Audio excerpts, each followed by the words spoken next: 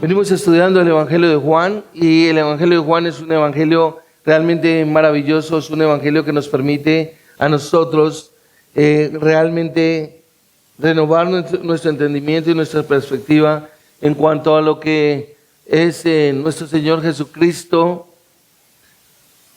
y cómo de manera perfecta Él vino para llevar a cabo el propósito que Dios había establecido. Y entremos con ese propósito, y ese propósito yo esperaría, desearía que usted ya se lo sepa en memoria, y es Juan 20:31. No sé si usted ha trabajado en él, si usted en obediencia ha ido al texto bíblico para memorizarlo, para analizarlo, para pensar, para meditar un poco más en él. Y Juan 20:31 nos dice: estas cosas se han escrito para que creáis que Jesús es el Cristo, el Hijo de Dios, y para que creyendo tengáis vida.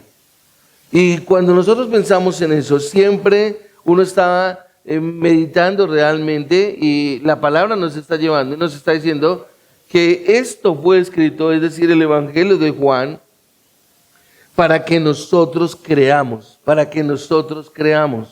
¿sí? Para que, ¿qué creamos? Que Jesús es el Cristo.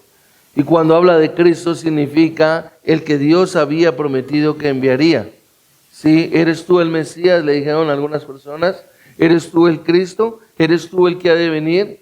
Bueno, en nosotros podemos decir ahora que podemos ver el cumplimiento de lo que Dios había hecho. Entonces, cuando nosotros meditamos en eso, tenemos un compromiso, y es que la palabra nos dice que debemos creer que Jesús es el Cristo, el Hijo de Dios, y creyendo tengamos vida. Ahora, dentro del capítulo que nosotros venimos estudiando, que es el capítulo 3, quisiera que nos centráramos por un momento en observar esta porción de la Escritura, desde el versículo 1 hasta el versículo 21, que hemos estado varios domingos trabajando ahí, mirando un texto bíblico que tal vez es muy conocido para nosotros como cristianos, acerca del nuevo nacimiento, acerca de Nicodemo en su encuentro con Jesús, y que ya hemos desglosado desde el versículo 1 hasta el versículo 21. ¿Sí? Y quisiera que me acompañara en la lectura de esta porción de la Escritura. Dice la palabra del Señor: había un hombre de los fariseos llamado Nicodemo, prominente entre los judíos.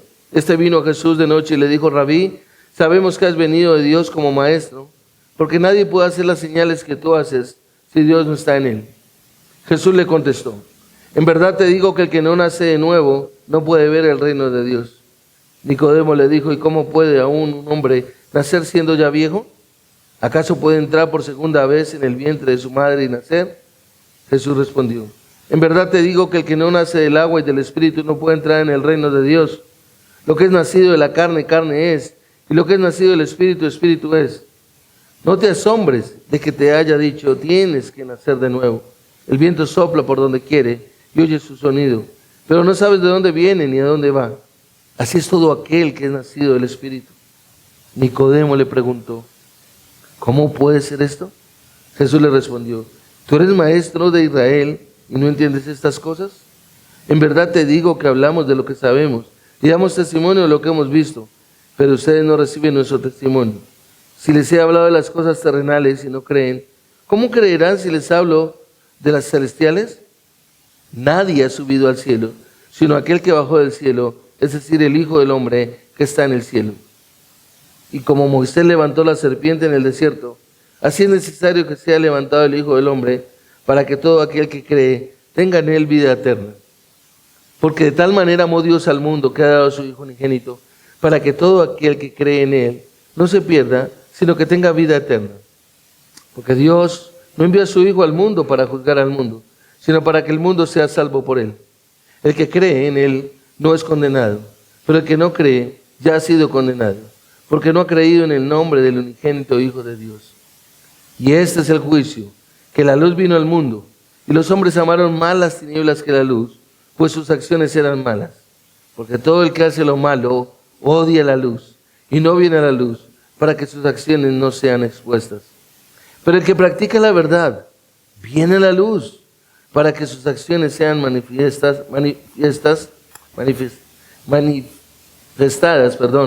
que han sido hechas en Dios. Hasta ahí la porción de la Escritura. Por favor, acompáñenme en oración. Señor, te damos gracias por tu palabra. Sabemos que nuestro Señor Jesucristo, en oración contigo, te dijo: Padre, santifícalos en tu verdad. Tu palabra es verdad. Señor, y tenemos el privilegio de abrir tu palabra, de ir a ella, Señor, de escudriñarla y de ser santificados, de ser limpiados de nuestro pecado, de ser lavados de toda nuestra maldad, Señor. Gracias a la obra de redención que nuestro Señor Jesucristo llevó a cabo.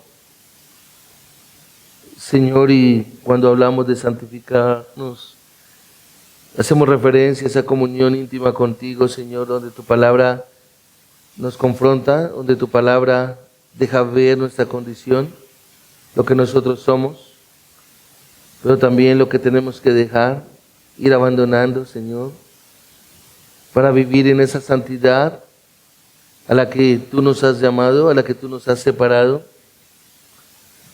Una santidad que refleja, Señor, esa pertenencia a tu reino, Señor, al reino de la luz. Nuestro ruego y nuestro clamor es que nos ayudes a comprender más tu palabra, Señor, a ver la gracia que tú nos has concedido, el perdón y la misericordia que has extendido sobre nosotros, y el privilegio, Señor, de caminar en luz y dejar ver la luz en nosotros. Para gloria y honra de tu nombre. Amén. Nosotros hemos estado trabajando acá. En esta porción yo ya he abarcado los versículos del 1 hasta el 21 y hemos encontrado dos partes en esta porción de el Evangelio de Juan en el capítulo 3. En la primera parte, como lo acabé de leer, desde el versículo 1 hasta el versículo 10 encontramos precisamente el encuentro de nuestro Señor Jesucristo con Nicodemo. Y se encuentra a nuestro Señor Jesucristo con Nicodemo, que a la hora de la verdad empieza a confrontar a Nicodemo, empieza a confrontar a un hombre que es religioso, un hombre que se cree que está bien, un hombre que cree que realmente con lo que está haciendo es algo que le agrada a Dios y que a la hora de la verdad le permitiría entrar al reino de los cielos, de que era salvo, de que realmente pues era uno de los escogidos de Dios. ¿Por qué? Por ser parte del pueblo de Israel en este caso. Pero la confrontación que el Señor Jesucristo le hace a Nicodemo es una confrontación fuerte.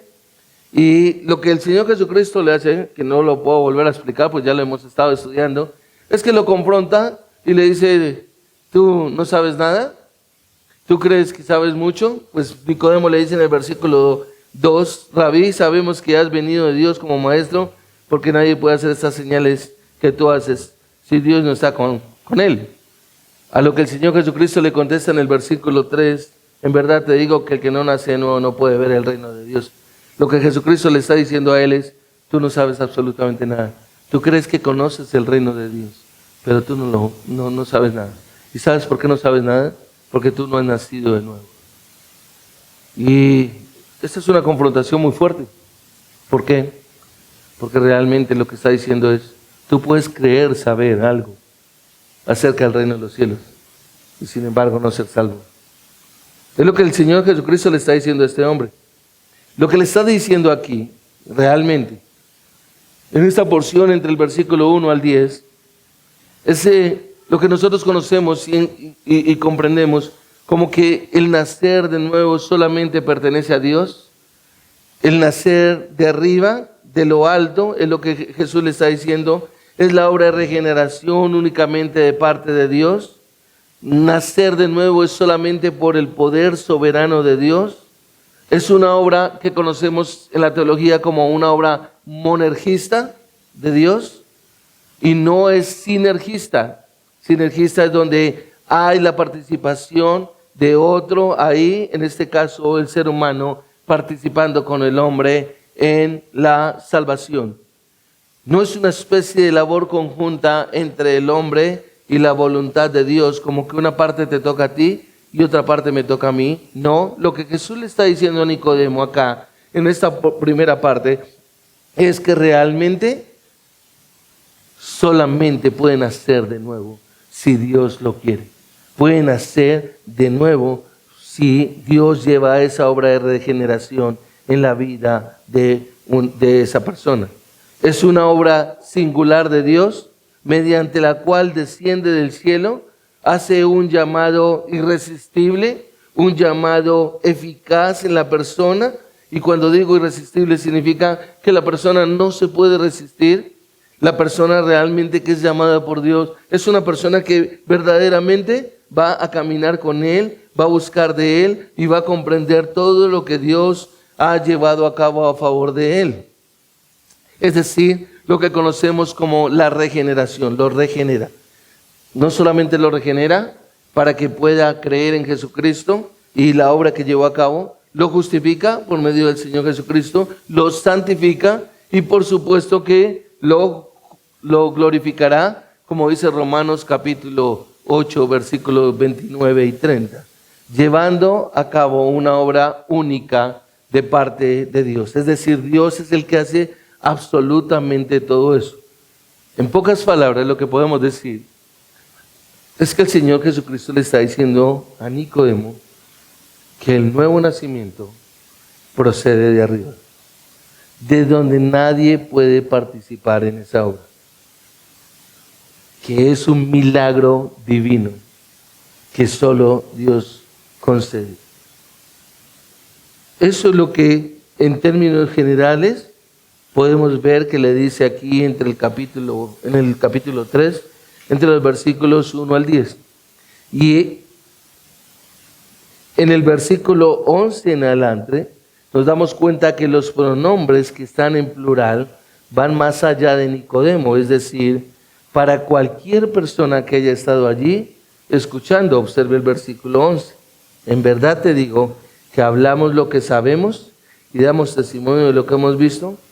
Y miren, pero ustedes, habla en plural, pero ustedes no reciben nuestro testimonio.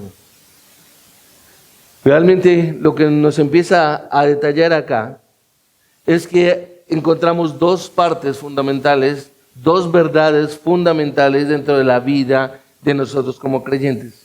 La primera tiene que ver con la soberanía de Dios. La segunda tiene que ver con la responsabilidad del hombre. Son dos verdades paralelas que nunca se juntan, que no se unen, que no podemos tratar de unirlas ni llevarlas para encontrarles ahí a que las dos se alineen, a que las dos realmente funcionen con el entendimiento humano. No, no es posible. Realmente nos damos cuenta de que esta primera verdad acerca de la soberanía de Dios es muy concreta, muy clara, y lo que el Señor Jesucristo le ha dicho a Nicodemo es: si tú no naces de nuevo, no puedes ver el reino de los cielos. Y 3 veces le dice en esta porción, entre los versículos 1 hasta el 10, le dice: de cierto, en verdad te digo, que si no naces de nuevo, no puedes ver el reino de los cielos.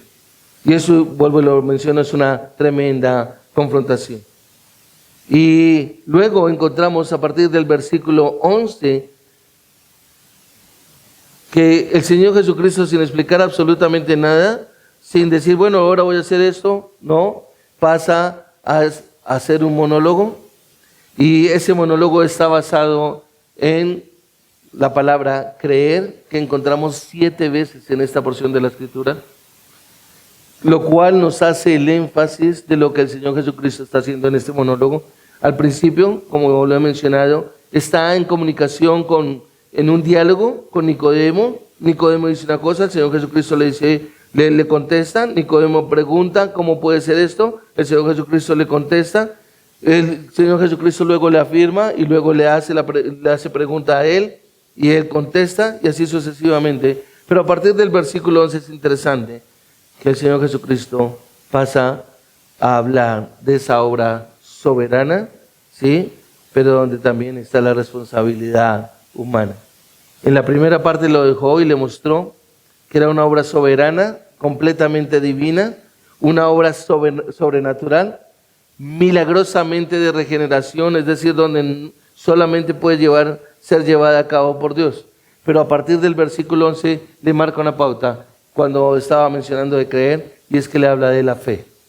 Aquí está implícita la fe, y esa fe realmente es el tema ahora en el que se va a centrar el Señor Jesucristo, entre los versículos 11 al 21, y el término clásico de fe es para describir que Jesús está hablándole a un incrédulo, a un hombre que es religioso, a un hombre que es un hereje, que es un apóstata de alguna manera, quien desea llevar realmente a que este hombre llegue al conocimiento de la verdad, crea, se arrepienta y sea salvo. Porque como usted me ha escuchado, 3 veces le dijo, debes nacer de nuevo. En verdad te digo que debes nacer de nuevo. De lo contrario no puedes ver el reino de los cielos. Y en contraste, este es un contraste con el error que llenaba toda la mente de Nicodemo. Nicodemo se creía justo, Nicodemo pensaba que era salvo, ya lo hemos estudiado, lo estaba mencionando. Y aquí podemos concluir, digamos, esa primera verdad de la que estoy compartiendo con ustedes en esta mañana, y es que esa primera verdad es que la salvación es una obra divina que Dios lleva a cabo desde el cielo de manera soberana, sin intervención humana. Eso no depende de usted, no depende de mí, no depende de ningún ser humano, y aquí está claro, y es lo que el Señor Jesucristo le ha afirmado a Nicodemo, y le ha dicho, tú tienes que nacer de nuevo. Y le muestra realmente cómo es esa obra que viene de arriba, como ya lo hemos visto, el versículo 7 cuando le dice, no te asombres de que te haya dicho tienes que nacer de nuevo, el viento sopla donde quiere y oye su sonido, pero no sabes de dónde viene ni a dónde va. Así es todo aquel que es nacido del Espíritu. No hay una comprensión, no hay un entendimiento. Ninguno de nosotros podemos decir, el nuevo nacimiento consiste en esto o aquello, en que usted tiene que hacer esto o aquello no. Es algo que realmente de manera soberana, sobrenatural, de arriba, Dios nos lo concede, Dios nos abre el entendimiento para empezar a comprender realmente esa obra de perfección en la salvación que Él llevó a cabo. Ahora, como ya lo he mencionado, a partir del versículo 11, Jesús sin ninguna explicación convierte esta conversación en un monólogo y dice que cualquier persona que cree puede ser salva. Y lo explica en los siguientes versículos. Y aquí encontramos como un contraste, como una contradicción. Primero le está hablando a Nicodemo de que tiene que nacer de nuevo, pero que ese nacimiento solo proviene de lo alto, viene de Dios, de la obra soberana de Dios. Pero ahora lo lleva y le dice que cualquier persona que crea puede ser salva. Y entonces, por un lado, usted tiene la doctrina de la soberanía de Dios, la soberanía divina de Dios, versículos 1 al 10. Y por otro lado tiene la doctrina de la fe humana, la creencia humana o lo que conocemos como la responsabilidad humana. Y hay 2 advertencias que yo le acabo de leer. ¿Cuáles son? Bueno, una, que si usted no cree, será condenado. Es lo mismo que Jesús le está diciendo a Nicodemo. Será culpable y será castigado. Esa es la responsabilidad humana. Pero la humana. Pero también encontramos la otra verdad de que solamente se pueden hacer por medio del poder de Dios, de la obra soberana de Dios, de que Dios conceda realmente dicha salvación. Y como consecuencia, entonces lo que nos damos cuenta es que el Señor Jesucristo en este monólogo le está diciendo a él, a Nicodemo, que tiene que creer en el Señor Jesucristo, que tiene que creer en el que había sido enviado por Dios, que era el cumplimiento de lo que ya Nicodemo había estudiado en el Antiguo Testamento, que necesita creer en el Hijo de Dios. ¿Para qué? Para no perecer y por el contrario, por supuesto, tener vida eterna. Y entonces el énfasis aquí en esta porción está en la responsabilidad humana, tanto positiva como negativamente. ¿Por qué? Porque como ya lo he mencionado, puede llevar el castigo completo del juicio si se resiste a creer. Pero por el contrario, si cree, él espera la vida eterna sin importar quién sea. Y no podemos desligar el propósito con el que Juan escribió en Juan 20:31. Estas cosas se han escrito para que creáis que Jesús es el Cristo, el Hijo de Dios, y para que creyendo tengáis vida eterna. Es decir, es una constante donde nosotros debemos estar pensando constante y permanentemente a todo momento en esto que se ha escrito. No es que yo lo escuché y simplemente ya me salí, sino que tengo que estarle prestando constantemente atención. Y aquí hay una presentación tan clara de la salvación, versículos 1 al 10, como en ningún otro lugar, pero también la responsabilidad humana, como en ningún otro lugar, las podemos encontrar, pero la más clara en toda la Biblia está aquí en Juan capítulo 3, versículos 1 al 21. ¿Sí? Ahora, lo interesante y la pregunta es, si usted no responde hoy, ¿cómo la palabra de Dios nos lo está diciendo en estas dos partes? Entonces puede que realmente haya una confusión en su vida y usted realmente no entienda cómo armonizarlas. Y esto es algo clave porque necesitamos ver la soberanía de Dios y la responsabilidad del hombre. Pero aquí entonces ya entramos a una pregunta, ¿sí? Porque el texto lo conocemos, porque lo hemos estudiado, porque lo hemos desglosado. Y la pregunta es, ¿cómo la salvación puede ser en su totalidad la obra de Dios y cómo sea responsable el hombre por no creer? O por creer, o por creer. ¿Cómo es esa responsabilidad? Y eso es lo que vemos aquí en esta segunda parte de la conversación que nuestro Señor Jesucristo ha tenido con Nicodemo. Nuestro Señor Jesucristo estaba hablando con él, como ya lo he mencionado, con un incrédulo, donde Él le presenta las dos verdades paralelas. Una, la salvación viene de lo alto, la salvación es de Dios, tienes que nacer de nuevo. Dos, tienes la responsabilidad de creer, tienes que prestarle atención a lo que realmente Dios ha declarado. Y sobre esas dos verdades que parecen contradictorias, creerlas y fundamentar la fe. Y esto es conocido como dos verdades gemelas, dos verdades paralelas, la soberanía divina de la salvación y la responsabilidad del hombre. Y aunque no se pueden armonizar, tienes que llevarlas realmente a aceptarlas las dos.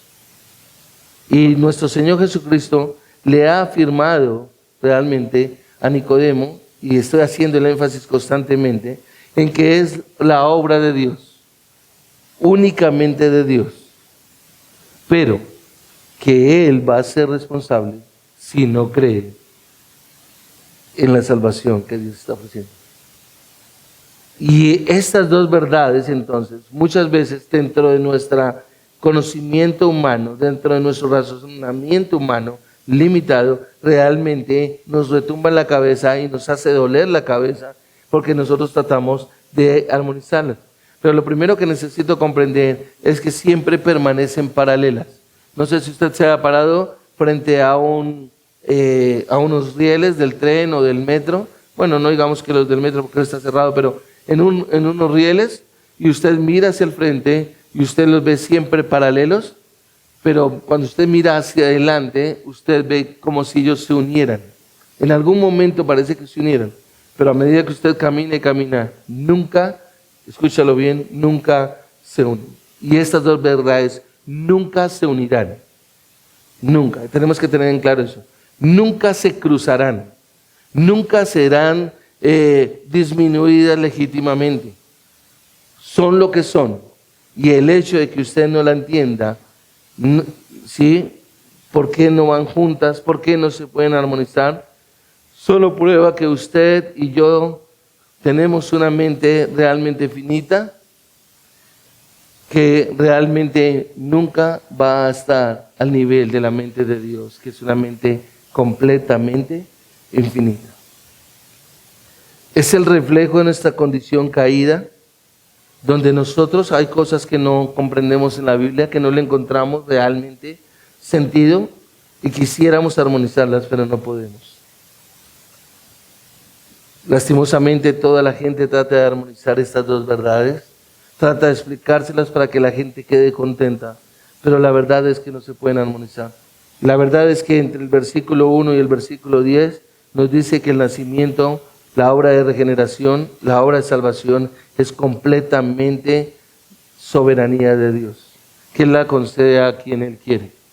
Y la segunda parte, la segunda verdad, versículo 11 hasta el 21, nos enseña y nos habla de la responsabilidad que el hombre tiene por creer y que si el hombre no quiere, va a ser juzgado, va a ser condenado y va a ir a juicio delante de Dios. Ahora, como ya lo mencioné, la verdad es que no hay posibilidad de armonizarlas, es imposible. La mente humana no tiene la capacidad para armonizar estas dos verdades. La mente de Dios es una mente completamente infinita, llena de sabiduría, una sabiduría que es infinita. Lo único verdadero es que son dos verdades y cuando tú te paras en un texto como estos y los miras paralelamente, ves realmente el poder majestuoso de Dios y ves su soberanía, pero también ves que nosotros como seres humanos tenemos esa responsabilidad. La respuesta es creer en las dos con todo el corazón, una de ellas en la soberanía divina, y que cuando yo entiendo la soberanía divina, entonces lo que va a hacer es que me va a llevar a la segunda. La primera se va a manifestar en adoración y la segunda me va a motivar a que yo predique más el Evangelio, a que yo llegue a más personas tratando de llevarles el Evangelio. Pues no conozco quiénes son salvos, pero deseo en el corazón de que escuchen el Evangelio, porque solo Dios sabe a quién va a salvar. Esa es la mejor manera de llevarlas realmente juntas. Ahora, aquí cabe otra pregunta. ¿Cómo vamos a entender esto? ¿Cómo vamos a entenderlo? Y para ello, nosotros necesitamos ir a la Escritura. Necesitamos ir a la misma palabra de Dios, a los textos, y mostrar la condición de incredulidad del hombre. El reconocimiento de la creencia que el hombre hace con respecto a lo que Dios ha hecho y la condenación cuando no hay una verdadera creencia en el corazón del ser humano que lo lleva precisamente a negar todo esto y a manifestar su incredulidad. Y entonces, otra pregunta que podemos hacernos aquí es, ¿cómo creer y ser salvo y saber que eso es una obra exclusiva de lo alto que proviene de Dios de manera sobrenatural? Bueno, ya lo he mencionado varias veces, estoy haciendo el énfasis y lo vuelvo a decir, nunca se unen, escúchalo bien, nunca se unen. Son dos verdades que para un cristiano tienen que estar ahí, están establecidas en la Escritura y simplemente las acepto porque mi Dios es soberano en todo lo que Él hace. Son paralelas, ya lo mencioné, no voy a tratar de armonizarlas, no lo vamos a hacer, porque el peligro es que podemos destruir una o tal vez las dos. Entonces, ¿qué es lo que tenemos que hacer nosotros? Estar contentos con ambas, aceptarlas, gozarnos en que nuestro Dios es soberano para salvar a quien Él quiere, pero que nuestro Dios también demanda que cada persona debe creer en la persona de nuestro Señor Jesucristo, en la misericordia que Dios está extendiendo y en su infinitamente grandiosa sabiduría. Es así de sencillo, que no es tan sencillo. Y estas son verdades afirmadas en las Escrituras. Lo importante es que esto tiene respaldo, las estaremos viendo en un momento. Son paralelas, como estoy repitiendo constantemente, no se unen, pero ambas existen.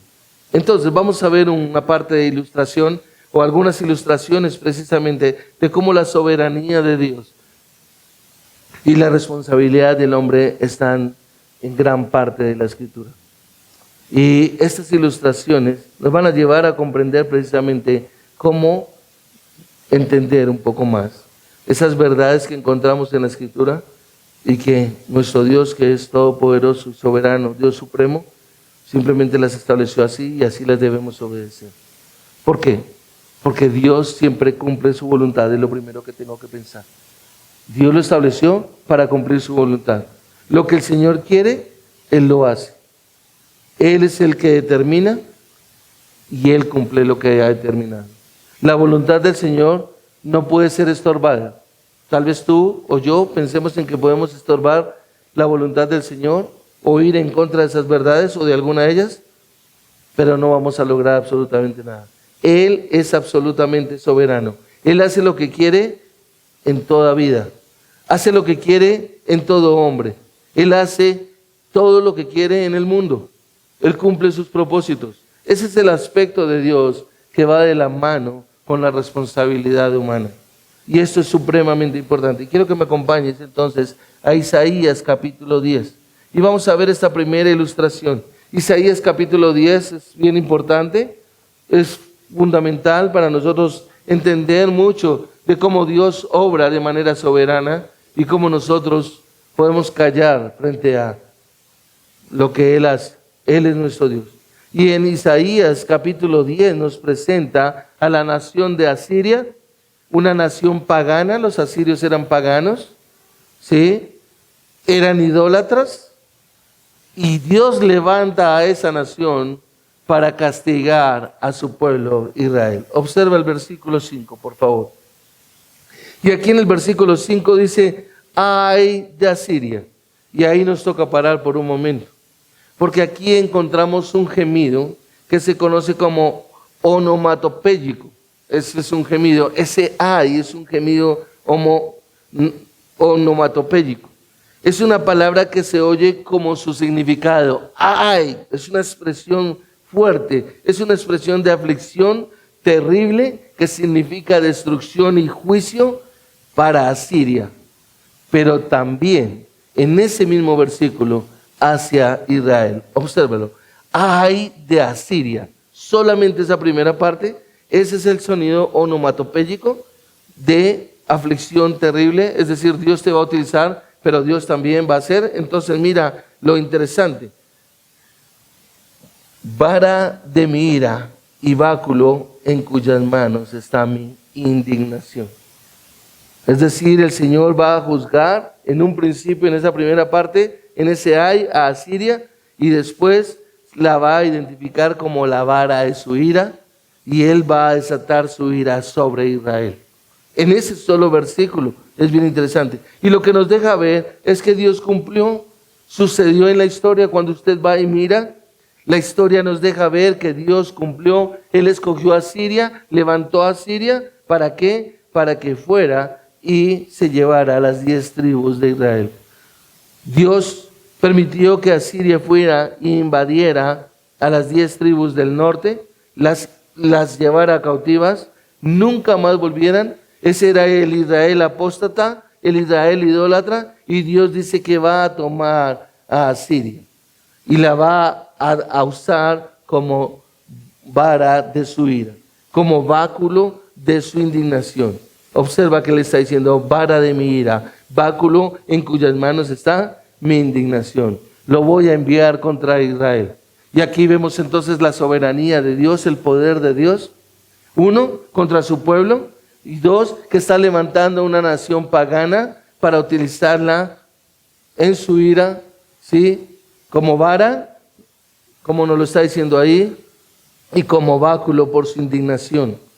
Y esto es impresionante, mis amados, porque entonces estamos viendo dos naciones.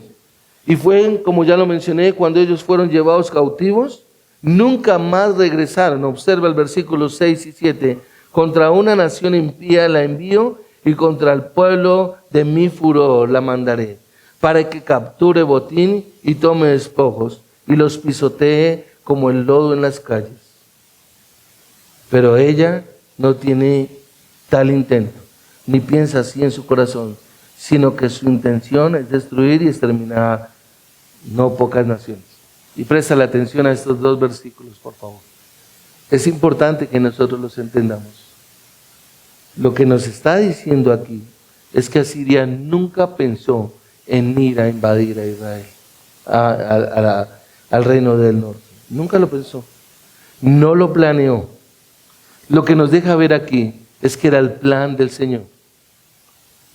Fue levantada para tomar naciones, pero bajo el poder y el propósito de Dios. Observa el versículo 7. Pero ella no tiene tal intento, ni piensa así en su corazón, sino que su intención es destruir y exterminar no pocas naciones. Es decir, Asiria creció, Asiria se desarrolló para invadir naciones, pero nunca lo hizo pensando en Israel. Pero Dios sí la tomó, la dejó, la levantó, la fortaleció, llegó a ser la más poderosa del mundo en algún momento, pero con el propósito de ir a invadir a Israel, al pueblo de Dios. Y aquí encontramos precisamente esta soberanía de Dios. Dios va a utilizar o utilizó a Asiria como su arma. Él en su soberanía los llevó para que hicieran su voluntad. Observa el versículo 12, por favor. Y sucederá que cuando el Señor haya terminado toda su obra en el monte Sión y en Jerusalén, dirá: castigaré el fruto del corazón orgulloso del rey de Asiria y la ostentación de su arrogancia. Mira la soberanía de Dios y mira la responsabilidad del hombre. Dos verdades gemelas, dos verdades paralelas que le rompen a uno la cabeza. Nuestro pensamiento, nuestro razonamiento humano. Por un lado, Dios levanta a Siria, la fortalece como la nación más fuerte en el mundo en aquella época, para que vaya e invada al pueblo de Israel, idólatra, altivo, orgulloso, apóstata, ¿sí? Pero por el otro lado, entonces ahora le dice a Siria: te voy a castigar por haber invadido mi pueblo. Y no sé si me entiendes, iglesia. Hay veces nosotros queremos entender a Dios en todo como Él obra, y no hay manera. Nuestra manera de adorar a nuestro Dios es cuando comprendemos lo que Él hace y simple decimos amén. De manera similar tal vez como cuando Job hablaba de Dios como si lo conociera. Pero al final, en los capítulos finales, ¿qué dice Job? Antes te había oído, te había oído. De oídas te había oído, mas ahora mis ojos te ven. Por eso pongo mi mano en mi boca, es decir, no me atrevo a decir absolutamente nada de Dios. Muchas de las cosas que nosotros podamos llegar a vivir, no es que Dios sea injusto, no es que Dios realmente no está al control, es que Dios lo hace con un propósito siempre para nuestra vida, pero para su gloria y para su honra. Y hay una responsabilidad en nosotros, en nuestra condición, pero también en la soberanía de Dios.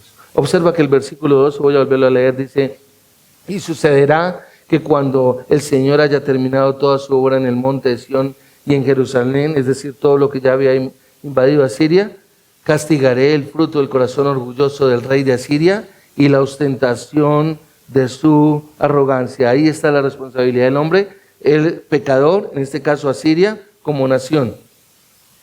Y observa que luego Dios castiga su altivez. Mira el versículo 16. Por eso el Señor, Dios de los ejércitos, enviará una enfermedad extenuante entre sus robustos guerreros y debajo de su gloria encenderá una hoguera como fuego abrasador. Esto es para Asiria, castigándolo por haber invadido a su pueblo. Y esta es una ilustración de esas realidades paralelas, la responsabilidad humana y la soberanía de Dios. Siempre serán paralelas, siempre deben ser entendidas de la plena responsabilidad de los pecadores por sus actos. Alguien puede decir: pero Dios los levantó para que invadieran a Siria, a Israel. Sí, pero Dios los está juzgando por su propia responsabilidad, por su propio pecado.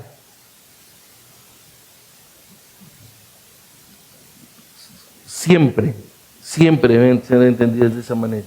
El desafío en que se levantaron contra Dios, aun cuando Dios los estaba usando para cumplir sus propósitos. Y esto es fundamental que nosotros lo comprendamos en relación con lo que estamos viendo de Juan capítulo 3, versículos 1 al 21. Esas dos verdades. Mira otra ilustración, acompáñame a Mateo capítulo 11, versículo 27, perdón. Mateo capítulo 11, versículo 27.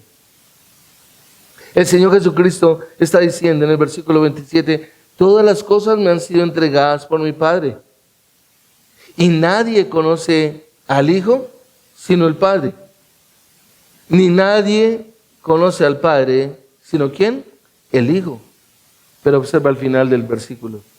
Y aquel a quien el Hijo se lo quiera revelar. ¿Ve eso? El único que conoce al Hijo es aquel a quien el Hijo se lo quiera revelar. Observa el versículo final, 27, en la parte final. Y aquel a quien el Hijo se lo quiera revelar. Es decir, usted no puede conocer a Cristo si Él no quiere que usted crea en Él. Si Él no quiere que usted lo conozca a Él. ¿Puede usted estar acá sentado y no conocer al Hijo? Porque el Hijo no se ha revelado a usted. Ahora, mira, estamos ahí en la soberanía de Dios. Pero mira el versículo 28. El Señor Jesucristo dice, vengan a mí. ¿Quiénes? Todos los que están cansados y cargados. Y yo los haré descansar. Está diciendo ahora, vengan a mí. ¿De quién es la responsabilidad? Como si fuese de nosotros. Vengan a mí. Usted es el que quiere venir. Vengan a mí. Todos los que están cansados y cargados y yo los haré descansar. Observe el versículo 29. Tomen mi yugo sobre ustedes y aprendan de mí, que yo soy manso y humilde de corazón, y hallarán descanso para sus almas. ¿Cómo puede ser eso? Usted no se pregunta mirando la escritura ahí, ¿cómo puede ser eso? Él acaba de decir que nadie puede venir a menos que el Hijo, al Padre, a menos que el Hijo lo permita y lo quiera.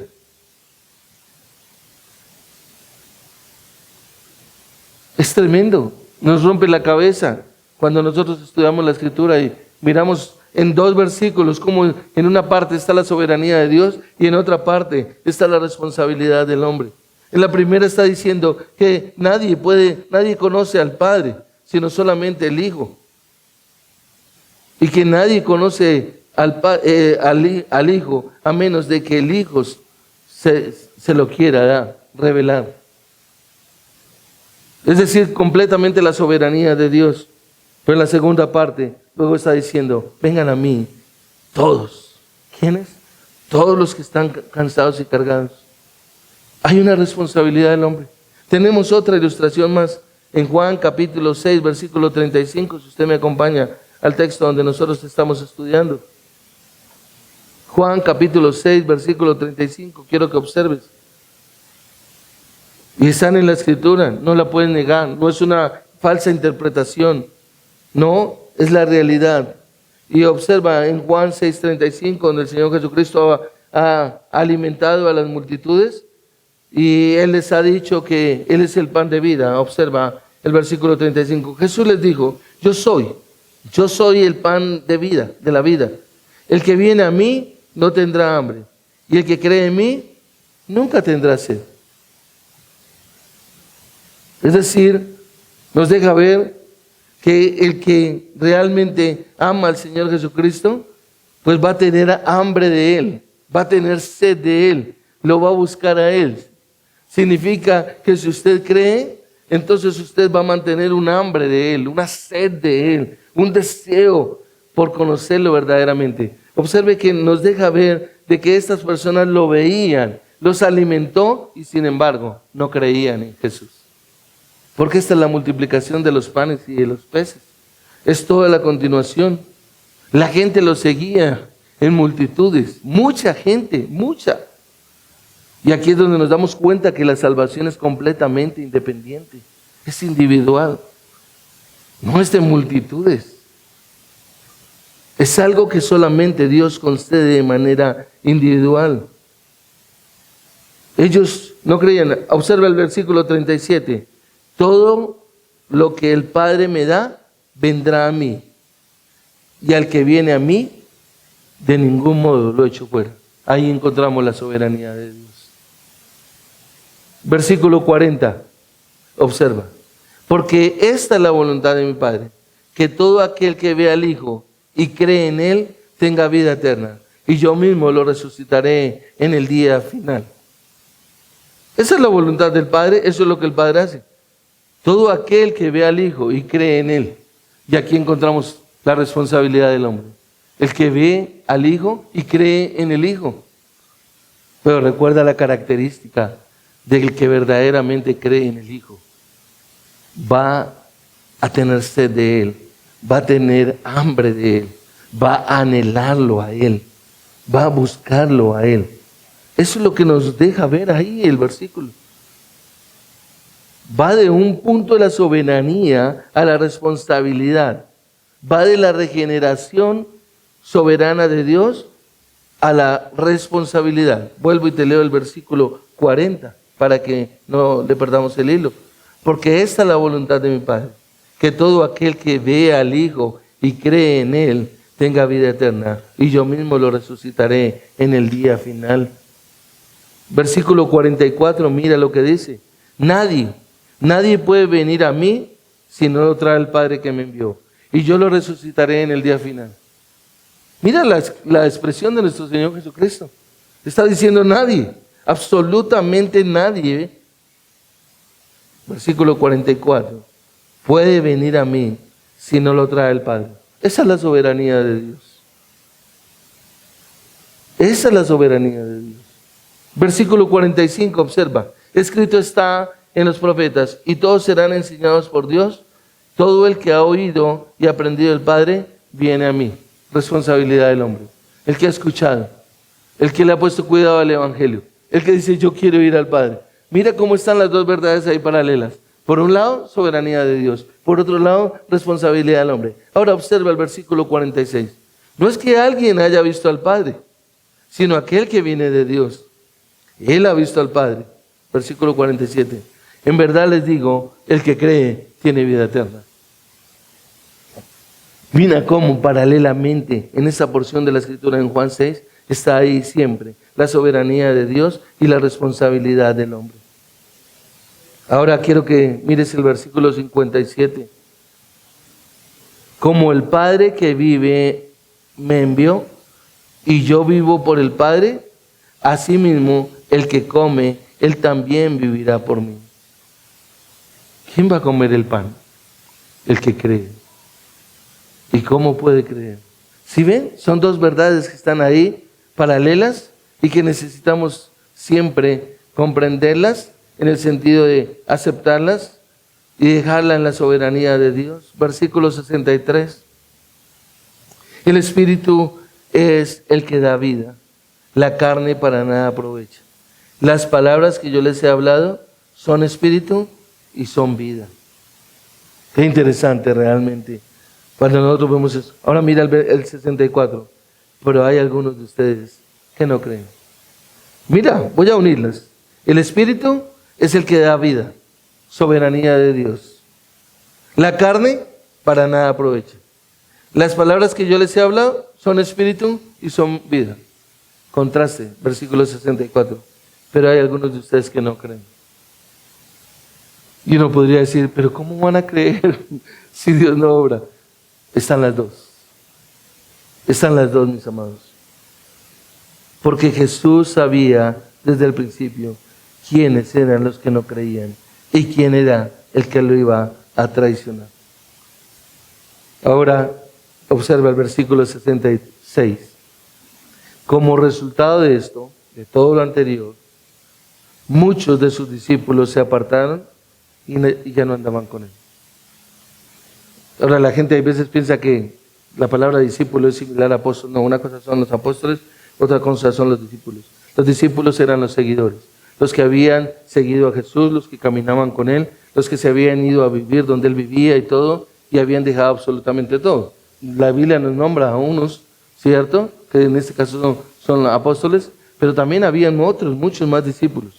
Pero el texto nos deja ver tristemente la responsabilidad del hombre, la dureza del corazón del hombre. Versículo 66. Como resultado de esto, muchos de sus discípulos, y observa que Jesús está en mayúscula, sus discípulos, de los seguidores de Jesús, de los que decían caminar con Jesús, se apartaron y ya no andaban con Él, nos dice el versículo 66. Mira, piensa en este versículo que últimamente les he compartido, Proverbios 28.1. ¿Qué dice Proverbios 28.1?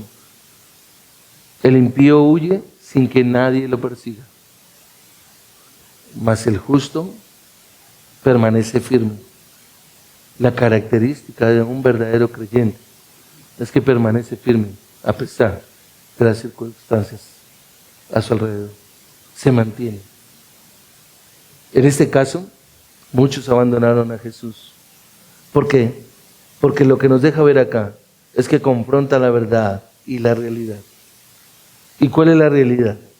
Es el Espíritu el que da vida para creer, como ya lo mencioné aquí en los versículos anteriores, versículo 63. El Espíritu es el que da vida para creer. ¿Para creer en qué? En todo lo que estamos hablando. Para transformar a hombres y a mujeres, para vivir para Dios, para temerle, para obedecerle. Es algo que no es forzado. Es a hombres y a mujeres a los que Dios ha escogido, a los que Dios ha llamado, que entienden el perdón, que se posan a los pies de Jesucristo y le reconocen realmente lo que Él es, el único en quien hay perdón de pecado. Entonces vemos la soberanía de Dios y la responsabilidad del hombre. Iglesia, son dos verdades paralelas que deben ser afirmadas en el corazón del hombre, del creyente, aun cuando no sean comprendidas, aun cuando usted y yo no las podamos armonizar. Es imposible armonizarlas. Vámonos a una última. El libro de los Hechos, en el capítulo 2, acompáñenme allá, está después del Evangelio de Juan, por favor. En Hechos, capítulo 2. Y en Hechos, capítulo 2, observa, cuando Pedro condena a los judíos por rechazar y crucificar a Jesucristo, versículo 22 y 23. Hombres de Israel, versículo 22. Escuchen estas palabras. Jesús el Nazareno, varón confirmado por Dios entre ustedes con milagros, prodigios y señales que Dios hizo en medio de ustedes a través de él, tal como ustedes mismos saben. Este fue entregado por el plan predeterminado y el previo conocimiento de Dios, y ustedes lo clavaron en una cruz por manos de impíos y lo mataron. Ahí vemos otra parte de la soberanía de Dios y de la responsabilidad del hombre. ¿Cuál es la soberanía de Dios? Dios había entregado predeterminadamente para que su Hijo viniera a morir en la cruz. Pero Dios, aquí hay hombres que han sido culpados, y Pedro es lo que les dice. A la hora de la verdad fueron todos, ¿sí? Y les dice en la segunda parte, observa, tal como ustedes mismos saben, este fue entregado por el plan predeterminado, el previo conocimiento de Dios, ustedes lo clavaron en una cruz por manos de impíos y lo mataron. La responsabilidad en que los hombres fueron los que mataron al Rey de gloria y majestad. Pero Dios ya lo había predeterminado. Ellos eran plenamente responsables por su incredulidad y su acción contra Cristo. Y sobre eso vendrá un juicio. Por el plan predeterminado y reconocimiento de Dios, Dios lo había establecido. Sin embargo, plenamente irresponsables son estos hombres porque lo rechazaron y porque le quitaron la vida. Y alguien puede decir, eso es injusto, no tiene sentido, pero no es así, mis amados. En el Nuevo Testamento nos deja ver y nos registra el hecho de que Judas, quiero ir al final con esto, Judas fue el cumplimiento de aquel de quien se profetizó que levantaría su mano contra el Señor. Su propio enemigo levantaría su mano contra él, ordenado por Dios de que Judas fuera un traidor. En Juan capítulo 18 encontramos que nuestro Señor Jesucristo dice, no he perdido ninguna de las ovejas que tú me has dado, excepto el hijo de perdición, para que la escritura se cumpliese. Sin embargo, si usted se vuelve un momento ahí en Hechos capítulo 1, versículo 25, dice que cuando Judas se ahorcó a sí mismo y cayó y se despedazó, él se fue a su propio lugar. Y estas son muestras de que con coherencia las Escrituras colocan estas verdades de manera paralela, sin mezclarlas, sin disminuirlas la una a la otra. Y tenemos más textos. Podríamos quedarnos mirando más y más textos sobre la soberanía de Dios y la responsabilidad del hombre. Y yo espero que usted pueda saber lo que hay en su corazón, porque ya escuchó la palabra de Dios. Usted debe saber si hay sed por conocer al Señor, por conocer a Dios el Padre cada día más y más, o si por el contrario lo acepta simplemente como una información, como un conocimiento intelectual, que le da cierta tranquilidad y pensar que eso es suficiente para su vida. Es usted el que sabe realmente y el que necesita ver la soberanía de Dios y la responsabilidad como hombre para rendir cuentas delante de Dios. Vamos a orar. Padre, gracias. Pararnos acá, Señor, y exponer tu palabra es un privilegio. Pararnos acá, Señor, y exponer tu palabra es una responsabilidad. De hablar lo que dice tu palabra, sin forzar al texto, sin querer decir lo que no dice el texto. Tu palabra nos deja ver, Señor, de que tú eres soberano en dar vida, en regenerar, en salvar a quien tú quieres,